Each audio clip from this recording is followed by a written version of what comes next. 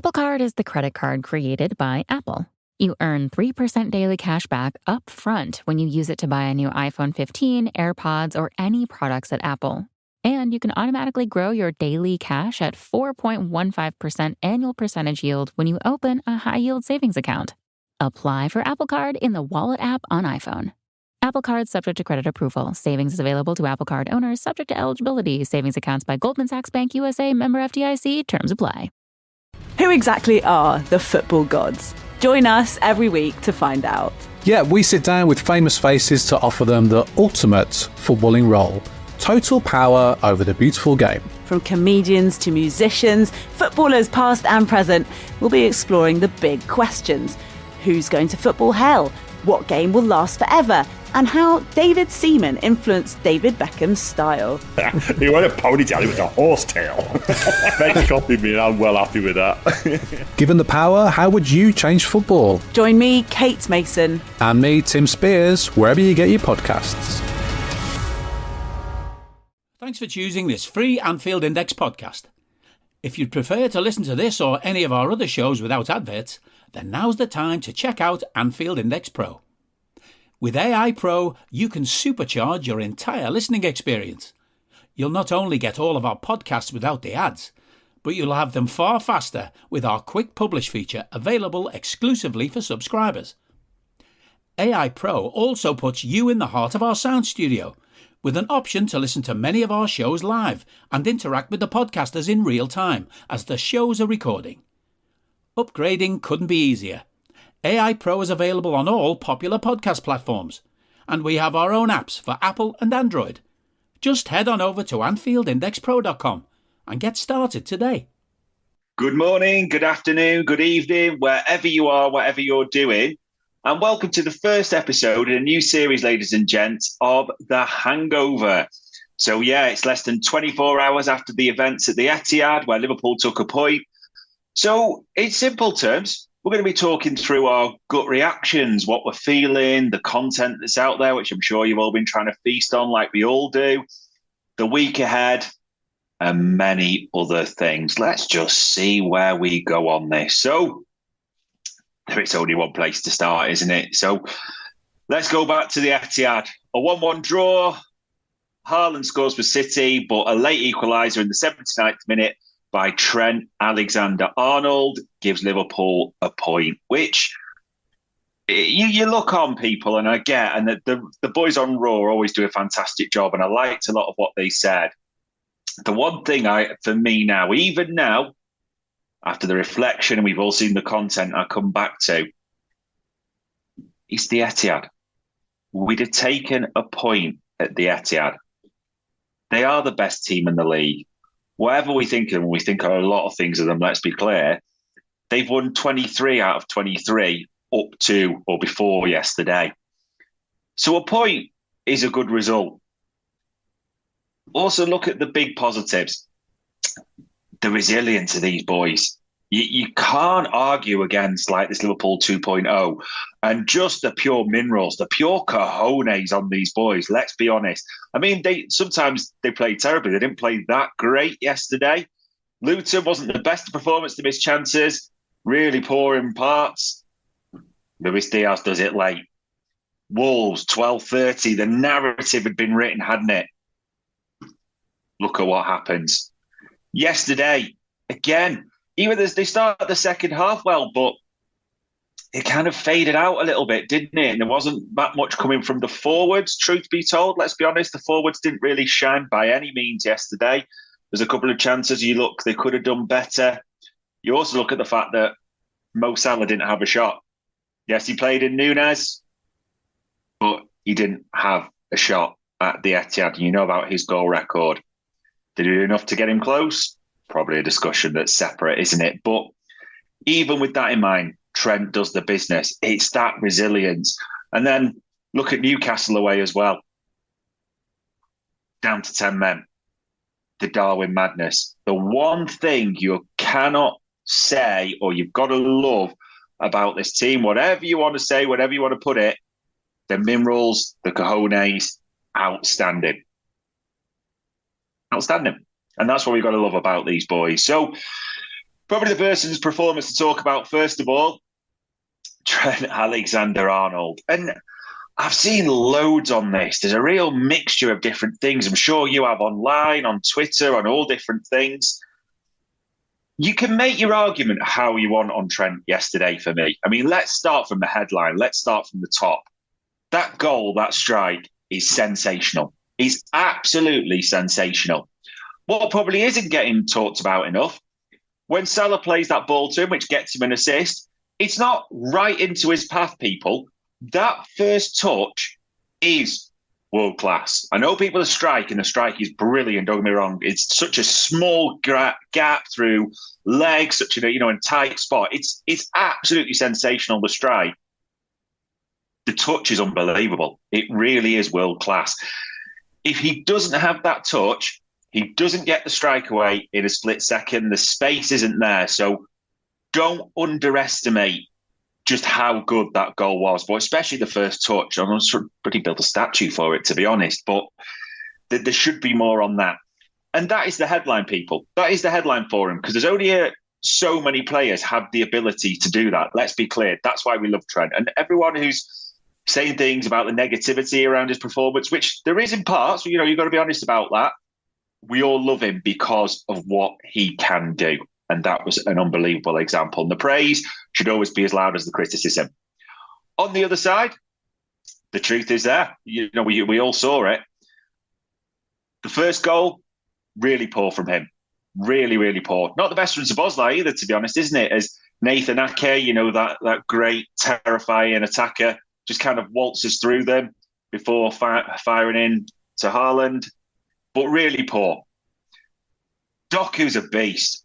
I think Doku, if we look at it, if we're honest, you'd probably think, and there's a bit of Liverpool fans that could that have been the Mane replacement? That sort of lurks beneath. But that kid is terrifying. He really is. And he's going to give many a right back a tough game. He has given many a right back, as we know, a tough game so far for City this season. So he did okay. I thought at times he didn't do well. He got dribbled past. At times I thought he was standoffish. Could he have been more aggressive? There's always going to be that talk over Trent's defending. There always has been, hasn't there, by the major pundits. And it's gone on for a while, this now. There's probably not been the increase in his defensive abilities that we'd hope is great. However you want to put it, maybe this just isn't it now. And that will obviously flourish in the defender versus midfielder. Where's his position? How, all that type of debate. Who knows? Who really knows? But a couple of big pundits, as they said yesterday, the defending should be the easiest part of his game to improve realistically. And you would like to see it get better, but who knows? But he was dribbled past. At times, though, he won it off Doku a few times. I can just take things in isolation. Things aren't mutually exclusive. Under pressure, he played a beautiful ball, long raking ball to Salah, which, ended up being a throw for us. But it really did have a bit of everything, Trent's performance. There was the sublime, there was the world class. There was decent, taking it over at types of things. There was the damn right poor at times as well. There really was. It had everything. So you can make the narrative, but we love other players for the magic they can produce and that type of thing. So we can enjoy that. And probably when we're watching highlights, it's mainly that goal that's going to be on repeat more than anything else, because we did look blunt at times, didn't we? Especially that second half. It wasn't one for the attackers. Salah, like we say, didn't have a shot. Jota, nothing really too much before his injury. Bits and bobs, had chances. Possible, not even half chances, let's be honest, as we're saying it now. Nunes, yeah. That one where he's played through, and as it was said at the time, and it's true, a good first touch and he's in. You'd hope with the confidence. The one where Szoboszlai lays it and he's kind of falling away and hits the side netting. I mean, that's an absolute half chance at best. The one where Salah squares him in, you think, yeah, go across the keeper. And we've got, listen, we got hopes for Darwin. He's a cult hero for obvious reasons, but yeah, you wonder if he goes across the keeper. One of those games, okay? One of those games for the forward line. That's the biggest thing to say. And then the other thing, which will probably, I don't get ignored, that's too harsh, but look at Kostas, look at Joel Matip yesterday. Matip especially. I thought he was superb. I thought he got a yellow, but There's a few clips on No Context Matic. We'll come out with his reaction, but dealt very well, covered very well down that our right, their left-hand side, especially. Won a few against Doku, didn't he? But made some good blocks at key parts. And importantly, there was only one time, and I mean one time, where the sort of composure left him early doors. But apart from that, he was pretty composed alongside Virgil. I just think made some great tackles, great blocks. That shouldn't get ignored. Costas had a good game overall, especially from a defensive point of view, which, usually you do the trade-off that left foot cross, etc. I mean, his corners were shit. Trent's corners were shit. That was one thing to say. Christ, I don't know why we got all these good set-piece takers, apparently, or good corner takers. We don't seem to use a Bosley. But that aside, Costas, very, very good defensively. I think that's fair to say. Foden's always a danger and he's going to cut in and he's got a good record against us. But just on those two alone, I think it's important to say fair play, definite pass marks. Probably the overriding feeling, which as we look ahead, as you sort of in this hangover nature, the injuries. Yeah. If Alisson's out for a long period, that's a big worry. And it's easy to talk about Alisson because it wasn't his best game by any means. The nature of him, he'll want to forget it quite quickly. The foul was still a foul. Don't have a foul on the keeper. It's a foul. So let's just leave that one there. For all that he didn't do well, and, the pass off Foden probably got the angina spray out for all of us. But at the same time, he makes a couple of brilliant saves, especially that one from Haaland that keeps us in it. You've got to remember that even on one of his worst days, look at what Alisson's doing. Everyone loves the man. We know that. He is world class. It just wasn't a great day. If he's injured for a while, I find the idea of Kelleher better than the reality that every time I see Kelleher, this is not a dig at him. He's not a bad player. But you look at Toulouse, there is an error in him. You wonder about one-on-ones. And in simple terms, which is maybe something he's not guilty of, Kelleher is not Alisson. If we really, really hope this is just a twinge, a couple of games, something like that, fingers crossed. Christ, I don't even care if just in the interim Virgil has to come back and take his goal kicks. We do not want Alisson injured for a long period. The man is world class. Whatever happened yesterday, you can ride it under what you want. He still made some brilliant saves. If anyone gets a pass, it's Alisson Becker for yesterday. Simple as that. Jota, felt his muscle as well. So hopefully, again, it's these December fixtures, isn't it, people? Like the fixture list goes crazy. I mean, even this week, which we'll talk about, we go LASK and then Fulham at home. But the games run thick and fast, don't they? The Sheffield United one away soon enough. We have trouble against the Dross away. We know that. I'd like to put that to bed, which you'd be hopeful, but, you look at Luton and that type of thing. And then you go all the way to Christmas as the games just flow, don't they? And then especially that kind of crescendo that we reach where we get Newcastle and Arsenal, real rivals for top 4 title, whatever you believe. But, big teams coming to Anfield. There's just so many games. Jurgen Klopp's talked about it before. This is such a key period. Not for 1 second is anyone thinking, we're doing all right with injuries. Let's be clear. We know how this can work out. We know we had a really good, strong bench, especially, which we used against City. But this is not a period to start getting them. And especially Alisson and Jota. Jota's our second top goal scorer with 8. Let's not dismiss that either. Yeah, there's a bit of tension for that this week. This will probably define how we see it or play a part in how we see it as a good or a bad week. But looking ahead to this week as well, people. I'd say big games for different reasons. People will probably dismiss that, but I say big games for different reasons. Listen, LASK at home. If you win this, the group is done, which should have been done. We were abject against Toulouse, weren't we? But if we win this, the group is done. And the last one becomes a bit of a dead rubber, which isn't the worst thing with the way the fixtures are, let's be honest on that. The only nerves I've got and what makes it a big game is because of that, there's skin in this game, which you didn't want them to be. We wanted this one to be a dead rubber. Because there's skin in the game and because of a few injuries, there's a little nerves from me that you might see a stronger team that you'd probably want or probably suspect. I would not be surprised if Salah starts.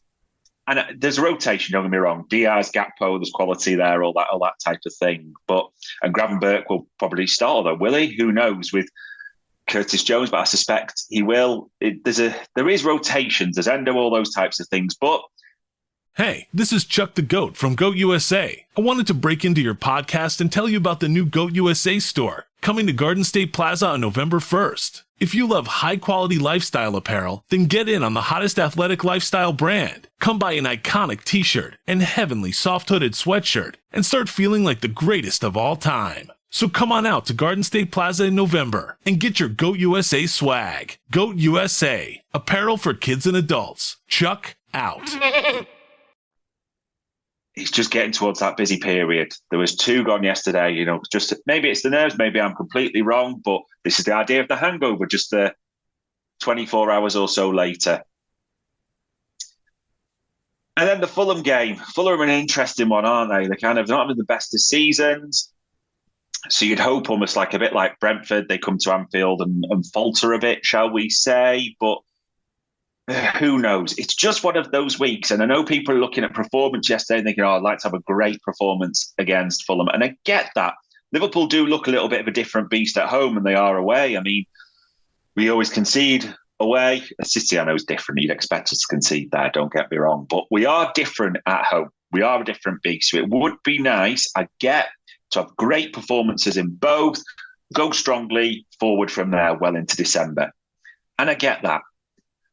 I would honestly trade not the best performances for no injuries. You might think I'm harping on about this, but it's this busy period. Liverpool don't want to be just picking up knocks, muscle strains. Like it looks like they are sort of the hammies, as it were, and people are going to talk about travel and all that, and I get that for Alisson, but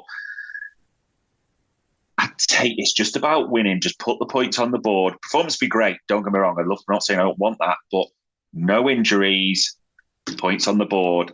That's what the next week is about for me. That is honestly what my gut tells me. And also, there's a couple of things today. I'm sure people will be watching.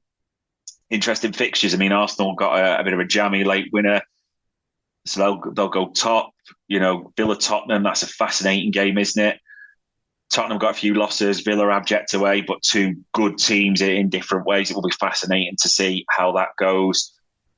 Liverpool should still be in the top 4, whatever, by tonight. But regardless of almost of what happened with Arsenal and Spurs a little bit, and Villa even today, because you put them in the mix for the top 4, we got a point at City. So that's a big thing. Look at the ones we've chalked off, people. We've chalked off, if you think, Chelsea away, Newcastle away, City away, Spurs away. Look how much of the top bit of the table we have chopped off away. Even Brighton, a tough place to go. And I know probably the dross is where we have our troubles, isn't it? But you'd hope that will be dealt with, especially, I know that Sheffield United one's coming in my head, especially after Luton. It feels like a good one just to put to bed, that area. But we'll see. We'll see what happens today. Maybe the big one that we're all looking forward to, Everton United's going to play crowd noise, aren't they, to drown it out? This is one of them ones. You want a game where both teams to lose. I know there'll be some thinking, look at it either way. Probably maybe a draw's the best result, to be honest. Keeps the ebb well in there. United, I don't think they're genuine rivals for Champions League. That's just an honest opinion anyway, type of thing. But yeah, you don't want to see really either team enjoying it too much. But it will be fascinating to see how that goes. So yeah, big week for us. A lot happening. Naturally, there's going to be questions to start to move things in towards the transfer front and that side. One big shout I do want to give on this, as I should do, is to the Travelling Cop. I thought they were absolutely superb yesterday.